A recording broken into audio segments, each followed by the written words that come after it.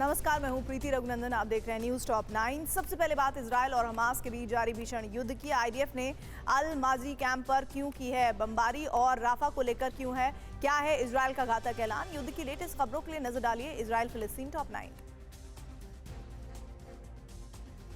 Gaza में Hamas के खिलाफ ऑपरेशन के अंतिम चरण में इजरायली सेना विध्वंसक हमले कर रही है। तस्वीरें अलमाजी शरणार्थी कैंप की है, जहां हमास लड़ाकों के छिपे होने की आशंका में ताबड़तोड़ बमबारी की गई। आईडीएफ ने हमास के लिए कैंप के बाहर भी किलेबंदी कर रखी है। गाजा में इजरायली सेना के ग्राउंड ऑपरेशन की नई तस्वीरें सामने आई हैं। वीडियो में खान यूनिस में हमास के ठिकानों पर आईडीएफ की छापेमारी दिखाई गई है। इस दौरान दोनों ओर से कवर फायरिंग दे रहे जवानों की अंधाधुंध फायरिंग से पूरा इलाका गूंज उठा। कई हमास लड़ाके पकड़े भी गए। इजरायली सेना के प्रचंड हमलों से दक्षिणी गाजा में हाहाकार मचा है। अल अमल इलाके में गिफ्टी ब्रिगेड के 2 तरफा हमले से हमास का रॉकेट लॉन्चर पैड और वेपन स्टोर पूरी तरीके से तबाह हो गया। ग्राउंड ऑपरेशन के साथ आईडीएफ की एयर स्ट्राइक जारी है। सेंट्रल गाजा के रिहायशी इलाकों से हमास के लड़ाके रॉकेट लॉन्चर से हमला करते दिखे। ऐसा तब हुआ जब दूसरी ओर से इजरायली सेना का सर्च ऑपरेशन चल रहा था। ये तस्वीरें आईडीएफ के दावे पर सवाल खड़े करती है। सेंट्रल गाजा में आईडीएफ ने मिशन क्लीन की कामयाबी का दम भरा था।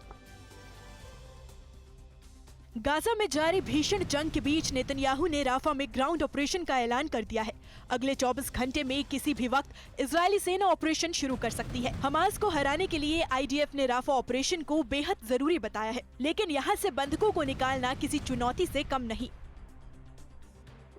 गाजा संघर्ष के बीच उत्तरी इजराइल पर हुए हमलों से हड़कंप मच गया। हिजबुल्लाह ने लेबनान से हेनीता इलाके में रॉकेट की जोरदार बारिश की। इस दौरान 15 से ज्यादा रॉकेट अलग अलग इलाके में दागे गए। आईडीएफ बेस को भी निशाना बनाया गया।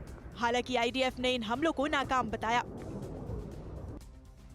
उत्तरी इजराइल में हुए हमले पर पलटवार करते हुए आईडीएफ ने दक्षिणी लेबनान में हिजबुल्लाह के ठिकानों पर जोरदार स्ट्राइक की। आईडीएफ का दावा है कि उसके हमले में कफर चौबा में हिजबुल्लाह का कमांड सेंटर, रॉकेट लॉन्चर और वेपन स्टोर तबाह कर दिए गए।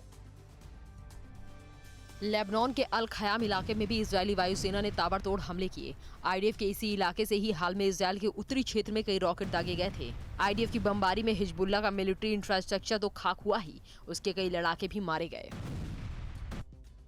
दक्षिणी इजरायल की सीमा पर हिजबुल्लाह के लड़ाके मैनपैड और मोर्टार से ताबड़तोड़ अटैक करते दिखे। आईडीएफ के कंट्रोल टावर, सर्विलांस यूनिट और वेपन डिपो को टारगेट कर कई हमले किए गए।